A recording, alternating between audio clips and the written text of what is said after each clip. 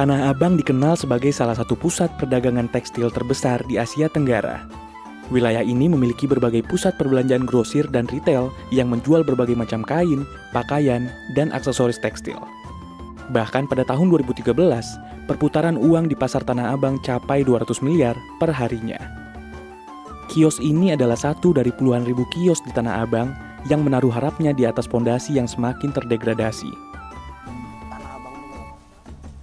Oke, jadi awalnya itu keluarga gue itu bukanya di Cipulir, terus habis itu pindah kan ke Tanah Abang karena menurut keluarga gue tuh Tanah Abang kayaknya lebih menjanjikan gitu. Terus habis itu selama buka di Tanah Abang ini sejauh ini sih oke-oke aja, tapi mungkin karena ada TikTok Shop ini ya agak-agak mulai sepi lah ya, soalnya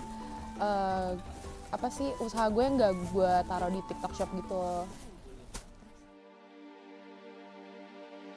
Lumayan kalau di toko gue ini menurut keluarga gue juga itu ngaruh banget sih, soalnya kita nggak naruh di online shop apapun, jadi kita cuma order itu by WA aja buat ke keluar kota gitu, jadi nggak ada yang dari online shop, jadi kayak ngaruh sih.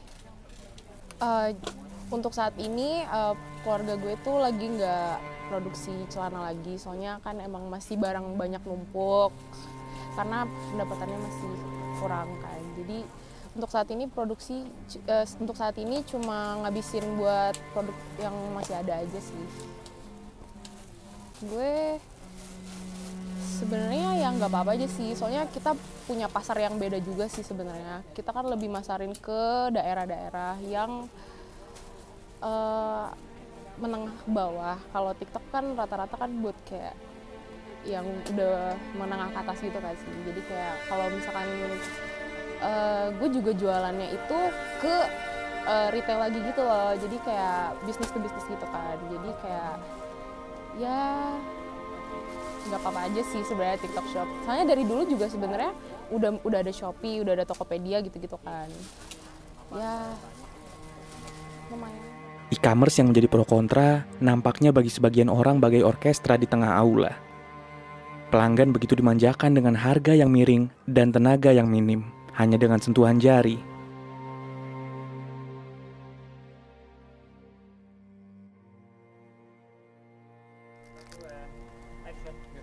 Halo, nama aku Nabila. Aku mulai dagang di sini tahun 2020.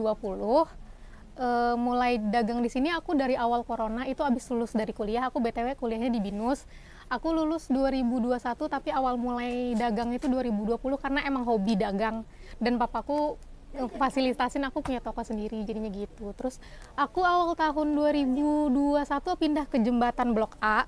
Itu pendapatan, kalau ngomongin pendapatan ya better Blok A sih daripada Blok B yang sekarang aku tempatin ini. Karena orangnya lebih rame, jalannya lebih strategis lah tempatnya dibanding Blok B ini. Jadi lebih better di Blok A sih menurutku, sepengalaman aku di sini ya. Kesulitan di Tanah Abang itu mungkin dapat langganan kali ya, dapat langganan baru, terus lebih marketingnya kali ya, marketingnya lebih kayak harus on banget. Tapi BTW aku tuh nggak ada online shopnya, jadi aku pure di toko aja, full. Paling online tuh by WA. Kalau orang udah order, aku ditulis di WA aja, aku kirim foto. Kak mau order ini kak, kirim foto aja sih kalau aku. Biasanya gitu. Aku kan kebetulan ini ya, grosir. Kalau grosir itu kurang mantep ya kalau di online, karena biasanya kalau online itu retail dan satuan. Kalau aku kan jualnya grosir. Kalau aku jualan grosir di online, barang yang seri aku bakal pecah, jadi nggak ada temennya jatuhnya kan. Misalkan aku kan seriannya 3 nih, 3 piece ukuran SML. Misalkan ada orang order ukuran S atau M, nah ukuran L-nya sisa, jadi bakal ke sisa banyak sih barangnya.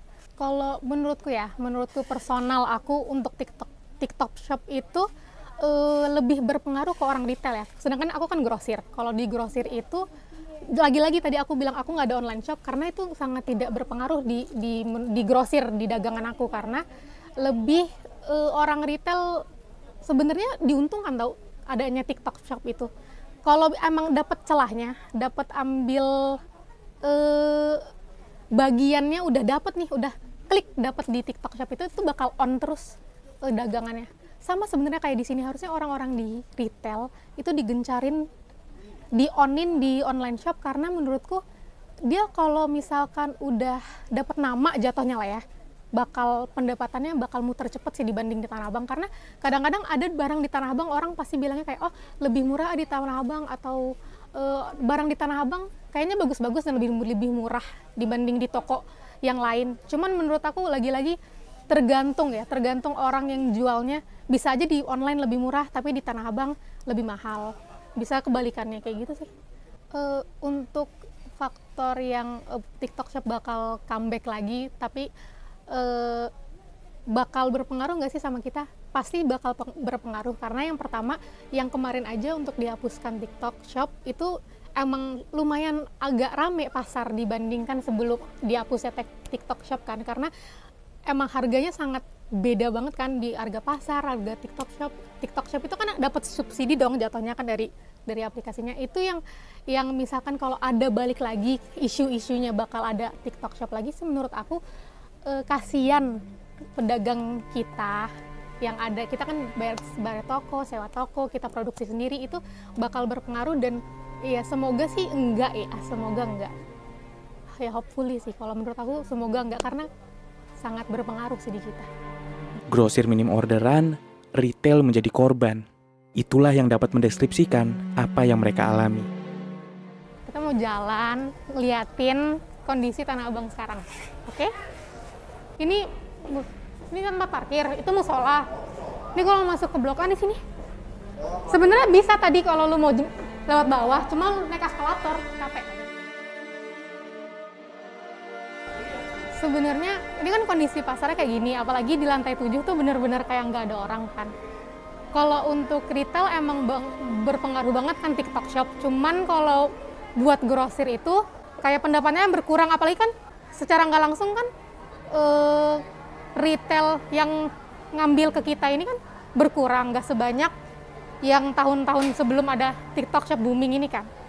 Jadinya secara nggak langsung kita juga berpengaruh, emang pendapatannya berkurang, tapi emang nggak seberkurang banyak itu dan nggak sepengaruh sama orang yang retail. Jadinya gini deh, yang retail, kalau kita kan alhamdulillah masih ada aja yang beli gitu.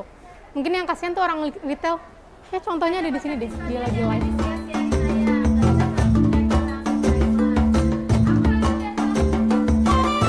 Toko retail ini contohnya. Mereka yang sedang berjuang beradaptasi di tengah kondisi. Aku sih baru mulai kerjanya tahun 2019 ya. Baru mulai kerja karena aku juga kan waktu itu belum habis rumah tangga nggak kerja ya. Jadi baru mulai aku tahun 2019 di sini. Sebenarnya di TikTok itu kan kalau TikTok itu kan medianya lebih ke hiburan ya. Jadi orang iseng-iseng buka TikTok, niatnya buat hiburan, ketemu ada yang online, belanjaannya murah atau check out kan seperti itu. Jadi kan selain hiburan juga dia ada bisa buat belanja. Nah kemarin kan sempat ditutup juga ya itu ya TikTok. Sebenarnya sih kalau misalkan ini kan kita zamannya udah modern ya. Jadi harus ngikutin ke zaman sih sebenarnya. Cuman kebanyakan orang itu nggak mau ribet untuk live. Jadi lebih mau ke transaksi langsung gitu. Enggak sih, aku cuma ngeliat-liat aja, banyak yang mereka tutup pada nangis kan semuanya, pada gimana usaha ke depannya gitu. Kalau kita sih di live di TikTok masih bisa live di tempat lain. Kalau kita kan nggak satu akun aja. Kalau kita kan di Shopee masih jualan, masih bisa jualan gitu.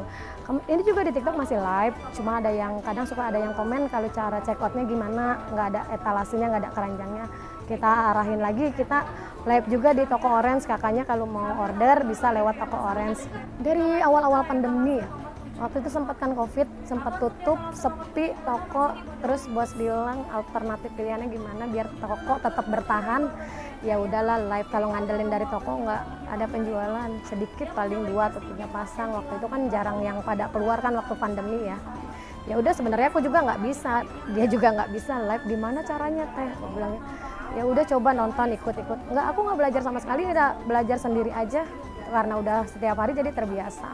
Kalau aku sih setuju aja ya Mas ya. Walaupun istilahnya kita memang kadang ada yang ngerespon, ada yang enggak juga kan di TikTok. Cuma kita lebih setuju kan ke UMKM yang di bawah-bawah kita itu, kayak jenis-jenis makanan jualannya kan kayak gitu. Jadi ya bersyukur aja, kalau bisa kan jadinya yang di toko menguntungkan, yang jualan online juga menguntungkan gitu. Kalau pembeli langsung di sini kadang kita ada 10, kadang kalau rame banget kemarin bisa sampai 40 satu hari, cuman jarang-jarang lah kalau yang kayak gitu. Cuma kita kebantunya dari online aja. Kalau dari online kita paling sedikit 40-50 pasang sehari. Itu kita sistemnya nggak COD, kalau COD mungkin lebih banyak. Kita sistemnya transfer, nggak bisa COD. Usaha tak mengkhianati hasil. Internet nyatanya menjadi penyelamat di tengah hantaman virus bak kiamat. Penjualan toko berangsur sejahtera, menyusul pulihnya ekonomi negara.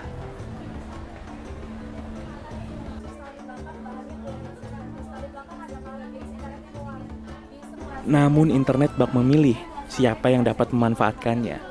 Seperti kios berikut ini yang sudah mencoba beradaptasi namun tetap dikhianati. Devi Fortuna seperti tak memihak mereka. Semenjak saya udah lama banget kerja di sini kan, semenjak ada yang namanya TikTok Shop itu, penjualan di sini tuh kayak menurun gitu bang. Jadi orang-orang pun jadi malas juga ke Tanah Abang, mungkin gara-gara yang dia jual di TikTok itu terlalu murah gitu. Dan kita gimana ya, kita pun sebenarnya udah buka TikTok Shop juga gitu, udah terjun. Dan itu kayaknya kita kalah dengan dia, dan kita nggak tahu dia dapat barang dari mana dengan harga murah seperti itu kan. Nah jadi kita kalah saing dengan harga gitu bang kalau di sini tuh. Cuma setuju banget sih sebenarnya ditutup, karena buat ngidupin pasar Tanah Abang kembali bang, gimana? Abang lihat aja sendiri kan, ini udah banyak banget yang tutup gara-gara TikTok Shop kan gitu kan. Terus sih menurut saya sih nggak setuju banget sih bang. Ya nggak tahu buat nanti kedepannya kalau itu dibuka lagi, ntar malah ya ini malah lebih sepi lagi, padahal ini kan pusatnya bang. Udah berusaha semaksimal mungkin dan tetap kalah gitu bang dengan harga, padahal kalau dibilang itu sama, cuman dia naruh harga murah gitu, tetap kalah kita. Kini Tanah Abang menjadi dilema bagi semua. Pedagang layaknya terseleksi oleh alam. Mereka yang bertahan hanya mereka yang beradaptasi dengan kondisi. Mereka yang hancur mungkin terdegradasi oleh digitalisasi. Tanah Abang yang dahulu menjadi harapan bagi banyak rakyat, mungkin hanya akan menjadi hikayat.